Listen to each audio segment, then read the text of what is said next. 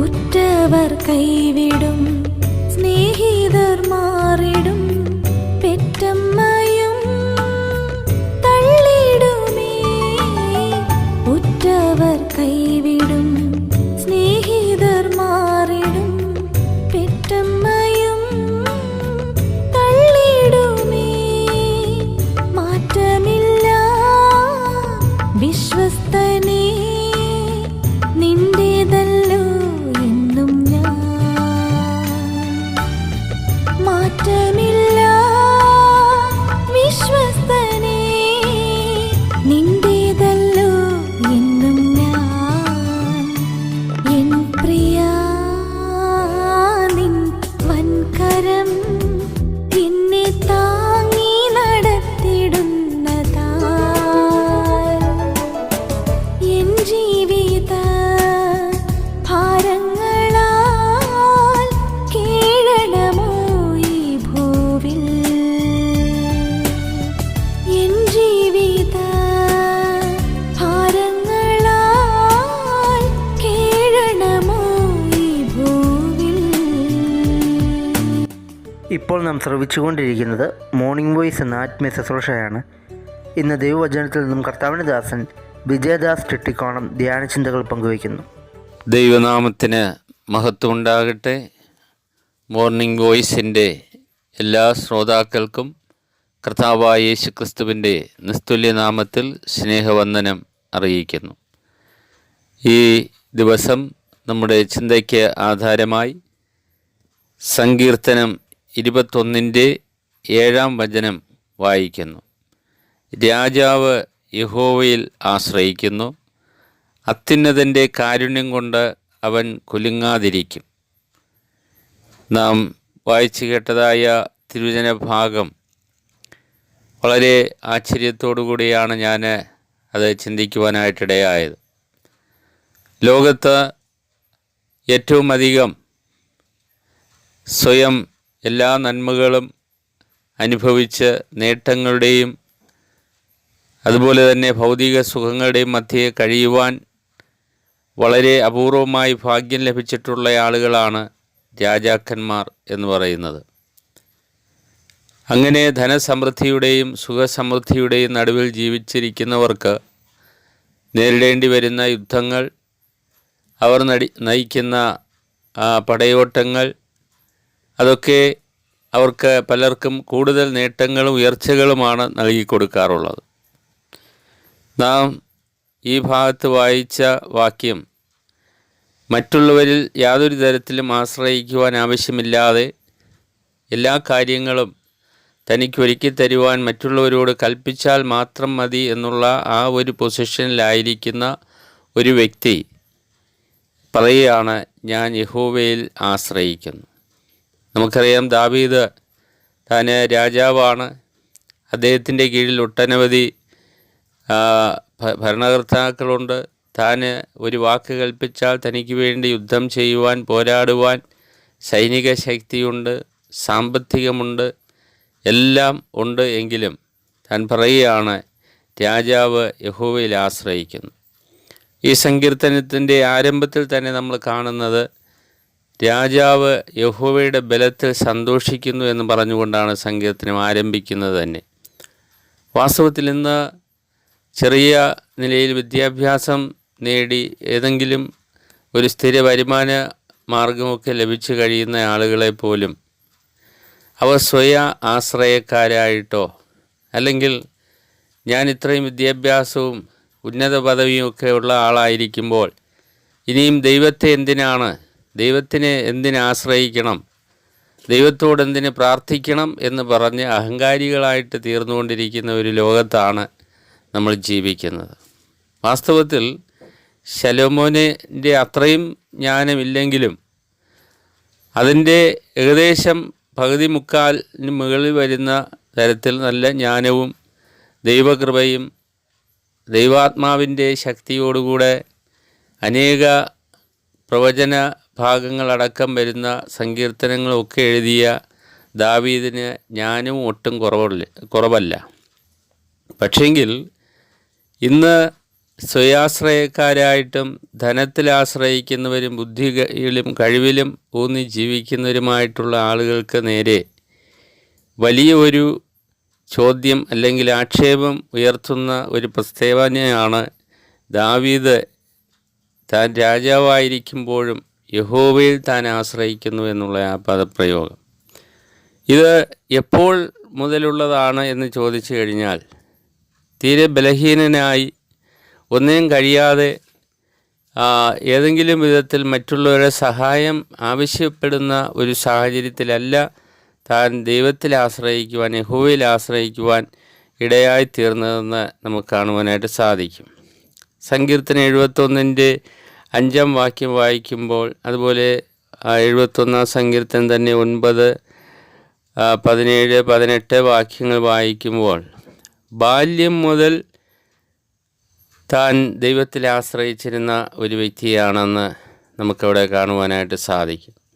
നമുക്കറിയാം, ആടുകളെ മേയിച്ചുകൊണ്ട് താൻ വനാന്തരങ്ങളിലായിരുന്നതായ തൻ്റെ ബാല്യകാലത്തെ താൻ ഓർക്കുകയാണ്. താൻ രാജാവായി അരമനയിൽ വസിക്കുമ്പോഴും, അതേ കൊട്ടാരത്തിൻ്റെ സുഖസമൃദ്ധിയിലായിരിക്കുമ്പോഴും, തൻ്റെ ബാല്യപ്രായത്ത് താൻ അപ്പൻ്റെ ആടുകളെ മേയിച്ചുകൊണ്ട് വനാന്തരത്തിൽ ഏകാന്തതയിൽ കഴിയുന്ന സമയത്ത് തനിക്ക് നേരെ വന്ന ഭീകര ഹിംസ്ര ജീവികളെ തകർത്ത് കളയുവാൻ തക്കവണ്ണം തനിക്ക് ശക്തി നൽകിയ ദൈവത്തെ താൻ വീണ്ടും വീണ്ടും മഹത്വപ്പെടുത്തുന്ന സങ്കീർത്തനങ്ങളിൽ നമുക്ക് കാണുവാനായിട്ട് സാധിക്കും.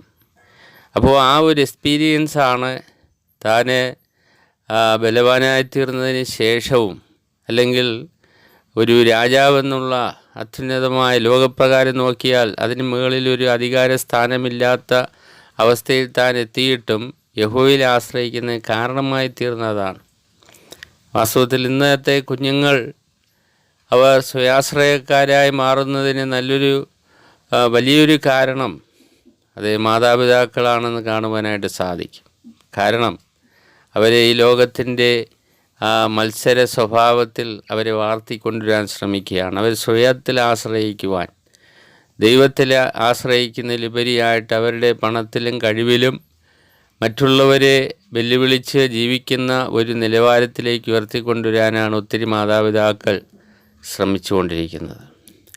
എന്നാൽ യഹോവയിൽ ആശ്രയിക്കുന്ന ആ ഒരു ജീവിതക്രമം വാർദ്ധക്യമുള്ള കാലത്തും താൻ കൈവിട്ട് കളയുന്നില്ല എന്നുള്ളതാണ് നാം 71-17-18 വാക്യങ്ങളിലേക്ക് കടന്നു വരുമ്പോൾ കാണുവാനായിട്ട് സാധിക്കുന്നത്. ആ സങ്കീർത്തന ഭാഗത്തേക്ക് നാം കടന്നു പോകുമ്പോൾ വളരെ അനുഗ്രഹമായിരിക്കുന്ന കാഴ്ച നമുക്കവിടെ കാണുവാനായിട്ട് സാധിക്കും.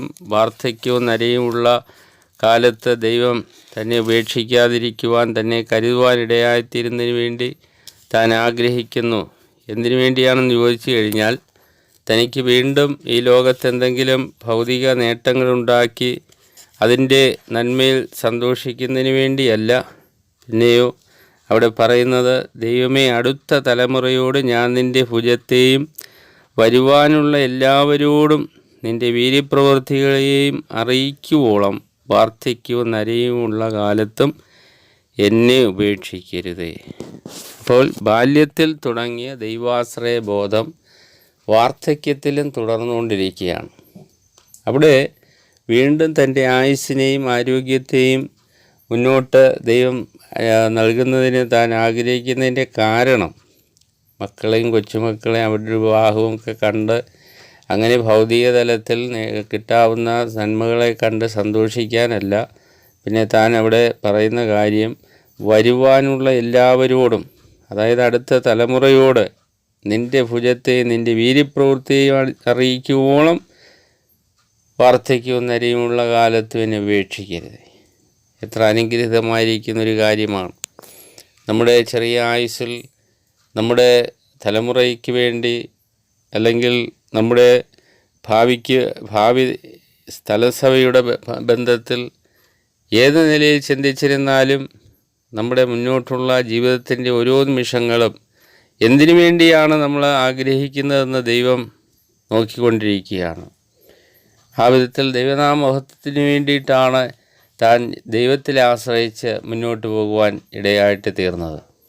ഇനിയും എന്തുകൊണ്ട് രാജാവ് യഹോവയിൽ ആശ്രയിക്കുന്നു എന്ന് ചോദിച്ചാൽ അതിൻ്റെ ഉത്തരം 21 സങ്കീർത്തനത്തിൽ തന്നെ നമുക്ക് കാണുവാനായിട്ട് സാധിക്കുന്നതാണ്. ഞാൻ മുന്നേ ഓർപ്പിച്ചത്, എന്തിനു വേണ്ടി താൻ യഹോവയിൽ ആശ്രയിച്ചു. തൻ്റെ വാർദ്ധക്യവും നരിയുമുള്ള കാലത്തും താൻ വരുവാനുള്ള തലമുറയോട് ദൈവത്തിൻ്റെ പ്രവൃത്തിയെക്കുറിച്ച്, ദൈവത്തിൻ്റെ ഭുജത്തെക്കുറിച്ച് അറിയിക്കുന്നതിന് വേണ്ടിയാണ് താൻ യഹോവയിൽ ആശ്രയിച്ച് ജീവിച്ചത്. അടുത്തതായിട്ട് എന്തുകൊണ്ട് രാജാവ് യഹോവയിൽ ആശ്രയിക്കുവാനായിട്ടിടയായി?